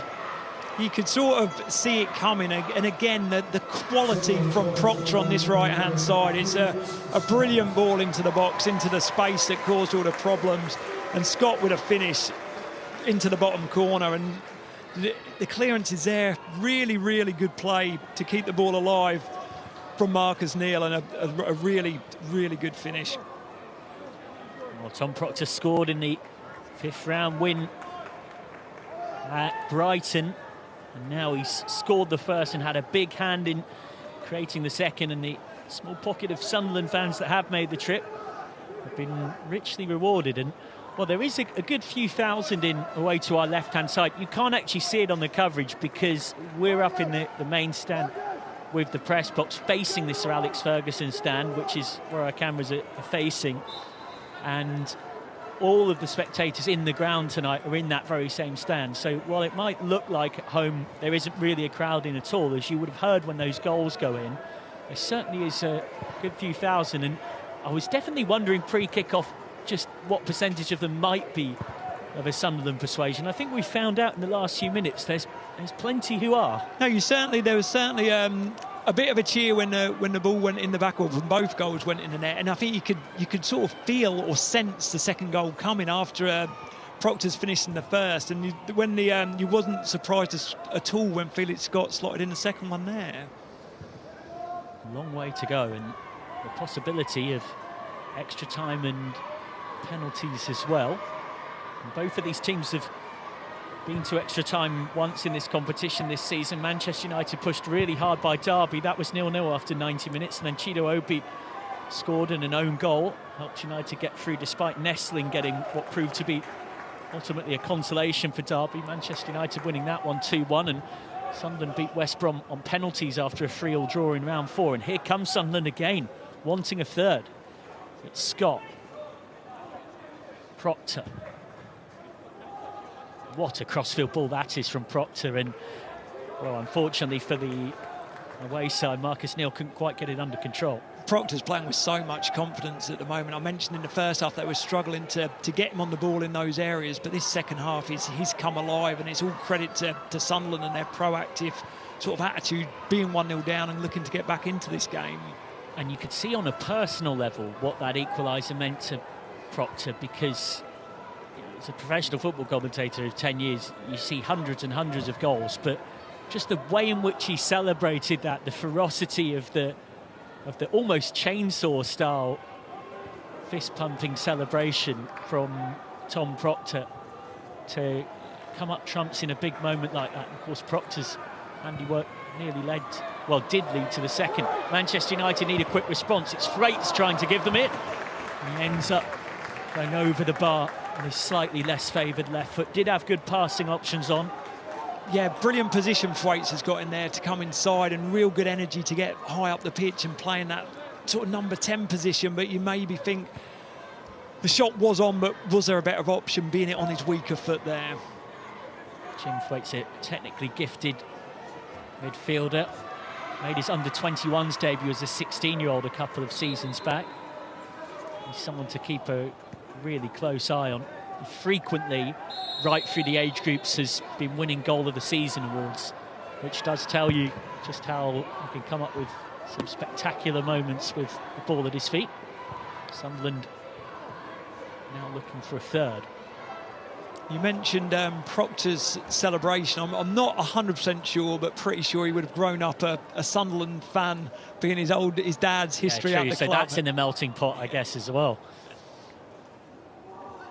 And of course, you would have to be living under something of a rock to not be aware of the history of travelling away to Manchester United in an FA Youth Cup game, with the Red Devils' history in this competition. As here comes Ajayi. Good advantage played by the referee. It's Gabriel. Fantastic save by Joe Cowan to stop it from going 2-2. Gabriel, arguably United's best player tonight, denied, and Kokonki's pulled up injured here, so there might be a chance for Sunderland on the break. It's Scott in behind who scored the second. Scott rolls it across.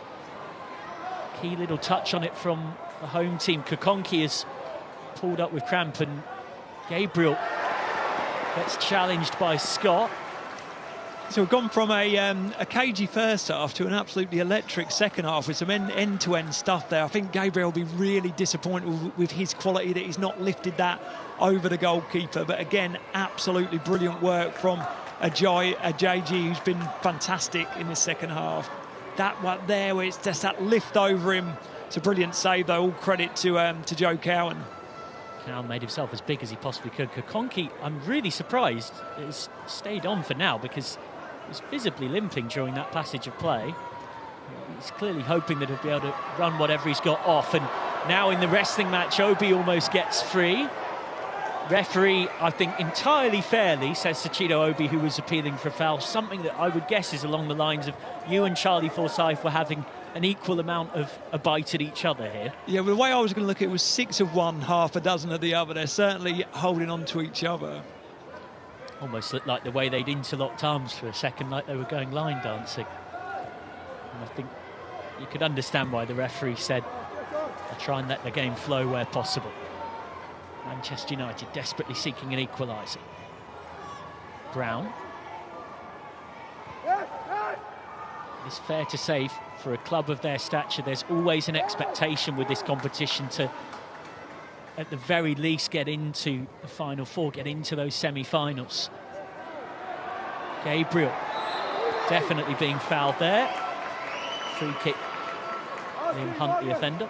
And you're completely right there about that expectation. I think that expectation does bring pressure with it as well, which 15, 16, 17, 18 is not always that easy to deal with the whole squad. And you can see that the team has struggled a little bit since the equaliser, but are growing back into the game now.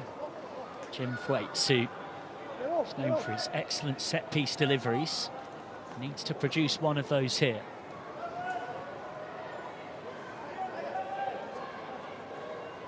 My guess would be he's going to whip this towards the far post for a runner who is created by a series of blockers, such as the modern game. Waite's trying to do almost exactly that. Punch clear by Cowan. Proctor back there, just hoofs it away. I think that's twice now Cowan's dealt with the set plays, not looked to risk it and try and catch it, but got a good fist on it and got it out the box. Great series of turns by Scott, who's managed to get a good pass away, and it's a chance for Sunderland on the break here. Lightfoot has lots of options in the box. It's Lightfoot's cross, and Dinsdale couldn't quite get the shot away. Dinsdale still there battling for it. I mentioned that history with Manchester United in this competition. It's hard to escape. 5 times winners in the 50s, with what the club's own website describes as Duncan Edwards being the kind of one-man heroics you'd normally find in a stack of Marvel comics. And here come Manchester United. Chido Obi for the equaliser. Has managed to stab it through. Chido Obi scores. Well, it looks like for a moment a loose touch had seen the chance go. But persistence pays off for Chido Obi. And just 7 minutes after going behind, Manchester United find a response through Obi with his 3rd goal in his last 3 games in the FA Youth Cup. Once he gets away, you know, and Sunderland know that they're not stopping him. Then the question is, can he finish? And he's sort of had a little flick at it, not got it right. He's quick enough to get another go, and it's, I don't know if he meant that. If he did, it's absolute genius. But he's got the goal, and it's fantastic pace. I'm not sure he did, but as you say, in the end, it ends up looking like a stroke of absolute mastery. Yeah, I'm 99% sure that he didn't mean it, but it's still brilliant pace. And I think the only chance then of Sunderland had of stopping him was for him to be pulled down, which would have, you guess, meant a red card, and they've let him run through. And we're ringing the changes now. There certainly are alterations for Manchester United as on comes Jacob Watson and Jay McAvoy. Double sub from Darren Fletcher, which was ready before that goal, but regardless of the goal, has still decided to go ahead with it. You do often see head coaches in the modern era might have 1 or 2 substitutions ready, and then a goal goes in and it changes their thinking. Not the case for Fletcher. Yeah, I do feel like this last sort of 20 minutes or so, we're going to see a lot of changes, a lot of cramp going on. It's a massive pitch, a massive game for all the players out there tonight. You do tend to see in FA Youth Cup games that the cramp can take over, which also means chances at both ends, which I'm sure we'll see a few more of before the end of the game. Ball over the top for Obi to try and make a nuisance of himself again. Won by Holcroft. Confirmation of those changes coming on your screen now as the momentum swings back to Manchester United. Foul on McCormack. All credit to Holcroft there, and I think that one time that Obi's got away and you're not catching him, and he's superhuman in terms of his pace, but they have defended him well tonight and limited him. But that one opportunity he gets to run away from the Sunderland back centre halves, and there's no way you're going to catch him. Lewis Campbell in shot there. He's come on for Marcus Neal in Sunderland's first change. Campbell scored for the under-21s last week in a Premier League Cup quarter-final game against Watford that they won to make it through to the semis. The under-18s looking to replicate that tonight in the FA Youth Cup, and they're in a right old arm wrestle with Manchester United. You do feel that goal has knocked the stuffing out of Sunderland a little bit. As we mentioned earlier, the pressure gets more as the game and the clock ticks on, and to score, if that gets to 80 minutes and it's still 2-1 to Sunderland, I think it becomes a real struggle. So to get that goal is massive for United, and I expect them to really kick on a little bit more now.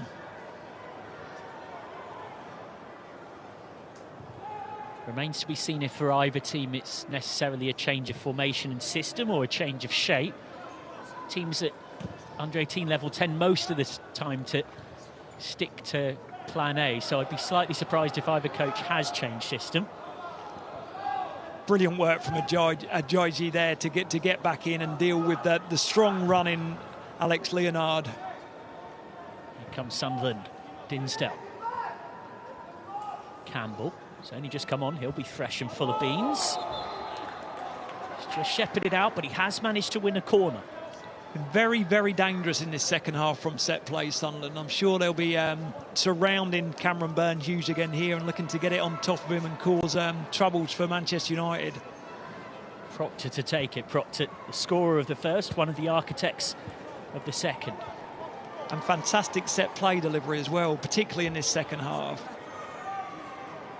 What can Proctor produce? Can Sunderland get their lead back in this eventful second half? Proctor's ball, and it wasn't the best in truth. It's come out for Lightfoot, who decides to strike one, and wasn't too far away here from an absolute stunner from Archie Lightfoot. I'm not sure Cameron Byrne-Hughes knew where that was going. He looked extremely worried as that came out. I mean, clearly it's not a great, given the big build-up, it wasn't a brilliant delivery. There was a little bit of worry, but it's a fair bit wide in the end.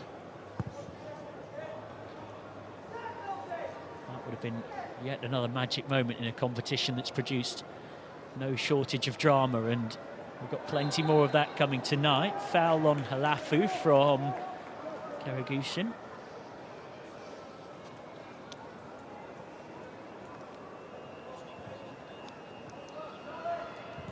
Worth saying as well, tactically here, there's a big job for Jay McAvoy coming on for Rafe McCormack, because you're coming into a very fast-paced game tempo-wise, and you're straight in that holding midfield role into a game where everything is happening and you've got to get up to speed really fast, really quick.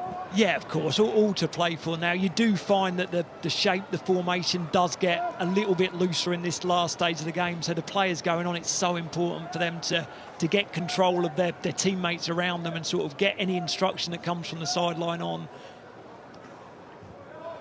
Jacob Watson on the ball there, slotted in at left back for Godwill Kakonki. That's not surprising. Kakonki had pulled up with quite a bit of cramp in the last 5 minutes or so before he came off. Sunderland have given it away in a bad area. Gabriel, is this Manchester United's moment? Options on the pullback, but decided to go himself. 2 goals in 5 minutes for Manchester United, who have turned this FA Youth Cup quarter-final right around. Another massive moment here at Old Trafford, and a moment that Nathaniel Junior Brown will not be forgetting anytime soon. And that might be the winner, but plenty of time for more twists and turns yet. What a fantastic finish. You thought the first touch took him too far inside the game, but he's just found that space. The goalie may be trying to read it a little bit for the pullback, but there's a man involved again, Gabriel, with a slot through, and what a finish by Nathaniel Junior Brown. The tightest of angles, but he's put it right in the roof of the net, made it so hard for the goalkeeper. And the 2 wide men have really come up trumps now with a goal up, with a front 3 all on the score sheet, and it's going to be a tough last 12 minutes for Sunderland, but I'm sure they're going to throw everything at Manchester United, which may leave some space in behind, and there's chances for more goals here tonight.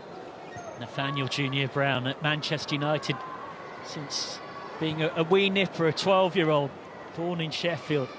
Got his first goal for the under-18s earlier on this season in September in a 4-0 win at Wolves, but that is quite clearly by some distance his biggest moment in a Manchester United shirt. And it might just be the moment that decides tonight, but the beauty of live sport is the unpredictability, and there's plenty of time for Sunderland to have their say. And I think it's gave United great shape all night with his wide position and staying really wide. Maybe not gotten the ball as much as you would like to, but you could see there his discipline had him in that position in the wide area, and then to take that touch, I thought he was looking for a pullback, and he finished it absolutely brilliantly. Yeah, it's nice to know I wasn't the only one. I got the sense that pretty much the entirety of the stadium was thinking about who he might pull the ball back to, and the next thing you knew, it was in the roof of the net. But there's still an opportunity here for Sunderland, who unsurprisingly here pretty much straight from the kickoff have gone right on the high press. They haven't got time to waste as we cross almost into the last 10 here. And it is so hard at this stage to be chasing the game in terms of the effort that Sunderland have put in from the outset. They have been to a man, effort-wise, absolutely excellent, and you wonder what is left in the tank for these last sort of 12, 13 minutes. And it's a difficult decision for Finn Lynch, because Lynch watching on there will know that he's got the options of, particularly if you're looking further forward, the striker James Barker or the winger and forward Harry Hunter would be the 2 most obvious ones, but his starting 11 on the whole have played so well for him that it can make you understandably a bit reticent to go to your bench too much, apart from Lewis Campbell coming on so far, that they haven't made any further changes. No, and that's testament to what the players that started the game have done, but you do feel like at this stage they're going to need some fresh legs, because the energy levels are going to drop at some stage, or are dropping now. Held up by Lightfoot. Little half challenge from Halafu just slows things down. Proctor's in there to win it back. Might go himself here. He certainly looked to. It comes for Scott.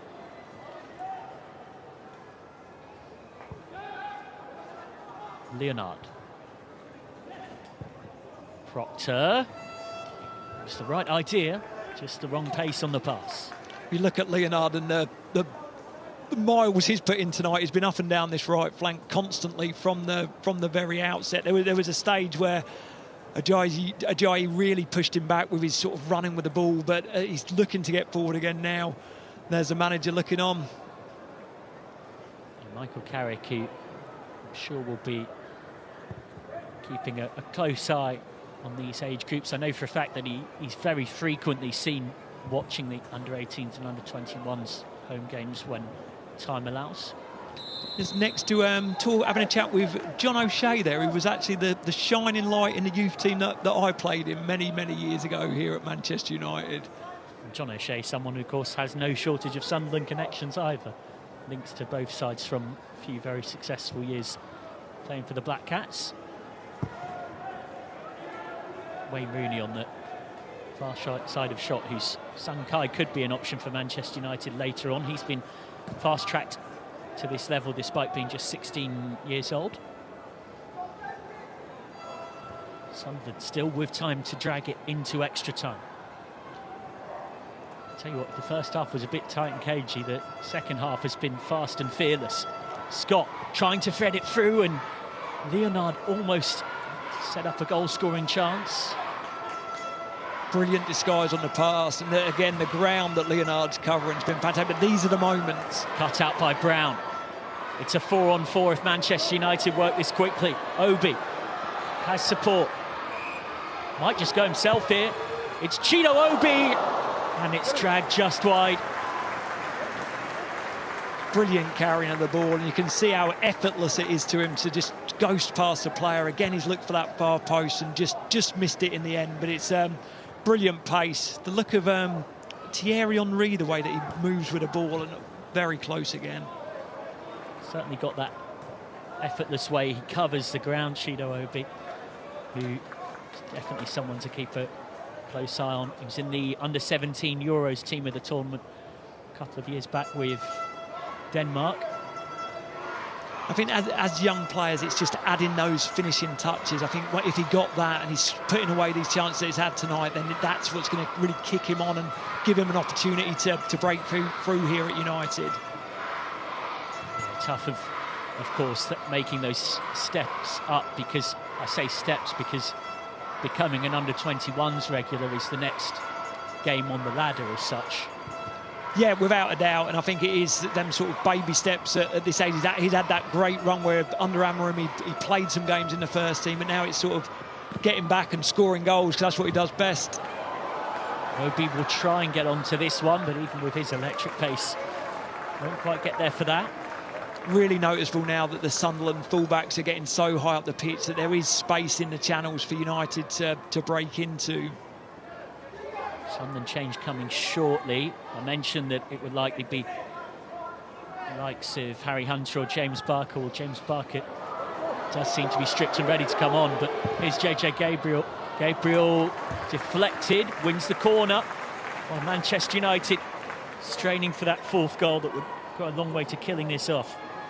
Such a buzz of energy, Gabriel, always looking to play forward, whether that's running with the ball, whether it's passing forward, obviously with the assist for the last goal as well. And you can see here he just finds them positions between the lines and can carry the ball in. Not really got hold of that, but United will take the corner at this stage. And they're not exactly in a huge rush to take it, Manchester United. You can't really blame them for that either. We may see some of the dark arts now with the last 5 minutes of time left. And all part of these young players' education, right, in terms of understanding how to manage a game, how to see a game out. Without a doubt, it's about winning the game. It's a knockout competition. And from Thwaites, it's over the head of Watson, who was up there. There's plenty back for Manchester United. Garagushin was almost surrounded, but he has managed to get the pass away to Campbell. What can Sunderland create? Tackle from Thwaites just slows them down. Garagushin again is another Sunderland player who has not stopped working, whether it was wide right in the first half, in the centre forward position this half. He has been exceptional in terms of not giving up anything tonight. Off comes Alex Leonard, who was in the New Zealand under-17 World Cup squad last year in Qatar and has put in a great shift down that right flank. You speak of players not stopping working. He's covered as much ground as anyone on the entire pitch. And on comes the striker, James Barker. Sunderland have got a gamble. Yeah, really impressed with Leonard tonight. In the first half from an attacking point of view, and through the second half against a real tricky customer in Ajayi, and he's done really well against him. That's one of the joys of this competition for both us in the commentary box and you at home, seeing and discovering and finding out more about these exciting young talents coming through in the FA Youth Cup. Decent cross in, and well, if there was a little bit less on that, it would have come for James Barker. More on it for Felix Scott. It's lucky for the home team. Gabriel with the clever touch. Sunderland concede a free kick in almost a sense of desperation for the foul on McAvoy. I think every free kick now, United will be taking as long as possible to get themselves to their feet and to get the game in play again. You can see Tom Proctor's said a little bit too much to the referee here. He's having quite a long chat with him. Yeah, I think he's having about as long a chat as you can have with a player until the yellow card comes out.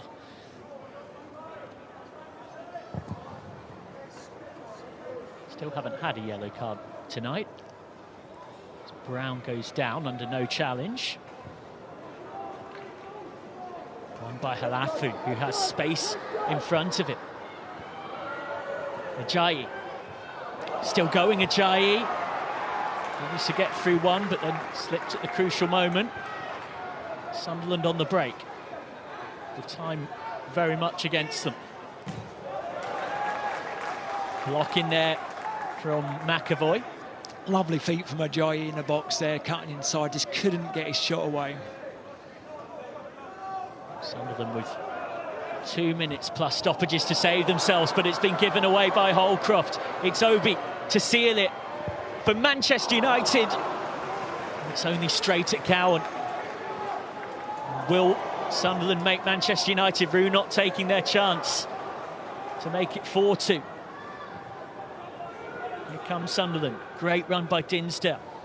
Now it opens up for Proctor to strike one. Just curls it over the bar, Tom Proctor. It landed to the right man there in Proctor, but maybe on the wrong foot with the left foot just lifting it over. And I think that if that would have gone in, Gabriel would have had something to say to Obi there, who's come inside, but just maybe the pass was a better option. Here's a chance again for Proctor, and he's just leaning back with that left foot. 2,516 in him. More than 3,500 were at the Kassam Stadium in Oxford for Manchester United's fifth round tie. They would have a home semi-final here against Crystal Palace if they get through, and you would expect, based on past history, that there'd be an even bigger crowd in for that occasion. Burns Hughes again there, can see a pass. He's got such vision with his passing, and it's just a little bit too long for Nathaniel Junior Brown there, but still is so impressed with his passing range. Foul from Armour. Really good set-piece chance this for Sunderland. For Proctor to get a dangerous ball into the box. Well, Proctor decides, after seemingly setting it up to go into the box, to go short. Recycled out wide by Lightfoot. Hunt. Scott has already scored one. Scott's cross. Armour got there first. Obi thinks he's kept it in play. He has kept it in play. Thwaite sends it long. Gabriel would have been there, but Joe Cowan comes out and plays sweeper keeper, and it's a good thing for Sunderland that he did. I'm quite surprised Proctor didn't put that in the box. The opportunity to load it again so late in the game that they went short. Rolled into the feet of Lightfoot, and Sunderland could build from that, and Lightfoot chasing him behind. Hurriedly away by Mills.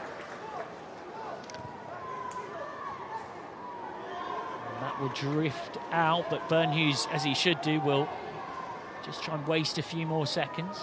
United have definitely dropped very, very deep now, which can be a dangerous game to play, and sort of shutting up the middle of the pitch and allowing Sunderland a little bit more space out wide.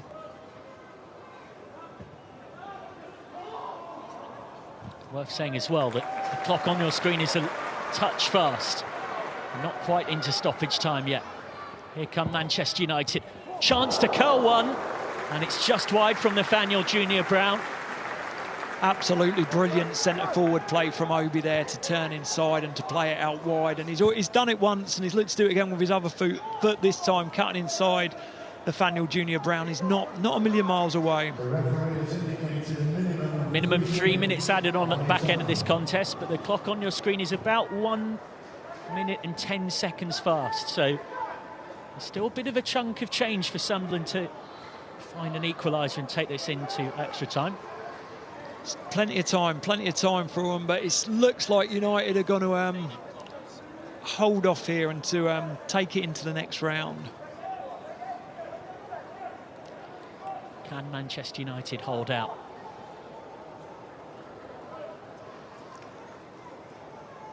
Rafi's in no great hurry, nor should he be. I think every throw on, every dead ball is going to be like that now. Look to see out this last 3 minutes, or under 3 minutes now. Cowan goes short.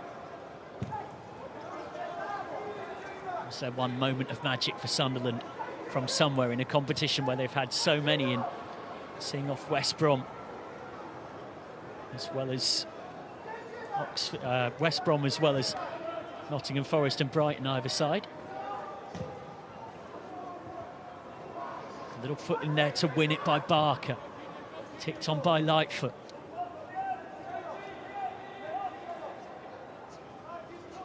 Manchester United looking to keep their treble dream on course.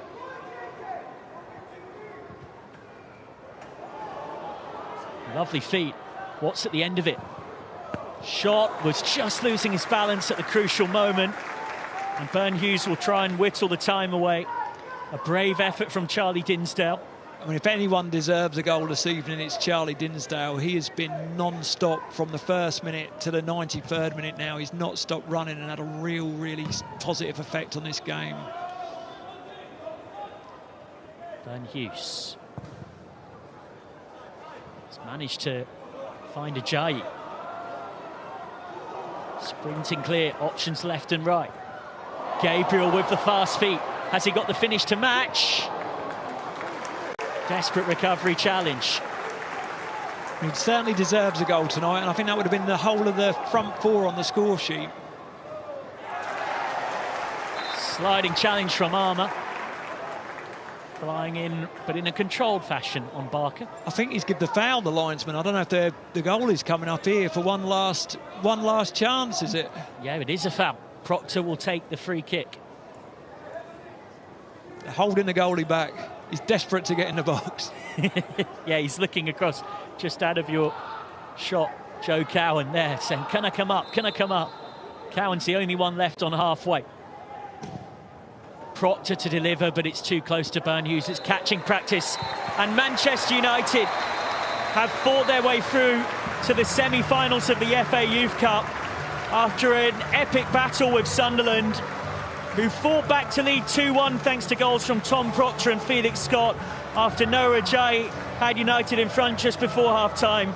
But back came the Red Devils, Chido Obi and Nathaniel Junior Brown, both scoring within 5 minutes of each other, to mean that Manchester United will have a home semi-final to look forward to against Crystal Palace. Manchester City versus Blackburn in the other semi-final. Sunderland's dream ends here Manchester United's lives on after a 5-goal thriller that came alive in the second half. As it finishes here, Manchester United 3, Sunderland 2.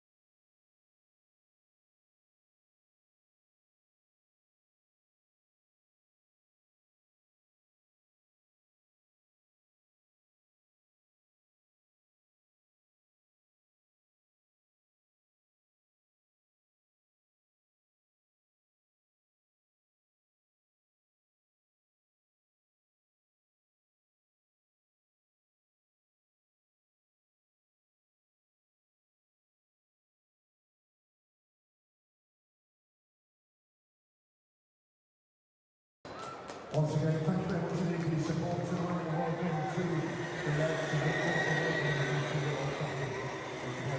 Trafford FA Youth Cup against Crystal Palace. From all of us here at Old Trafford, have a very safe journey home and enjoy it. Let's take a look back at the best bits of this game, which was a tight and tense first half, but it turned into a 5-goal thriller. Yeah, fantastic second half. So much sort of end-to-end stuff. Obviously, the start, the first goal that set it all off with Ajayi there with a brilliant finish coming in off the left wing.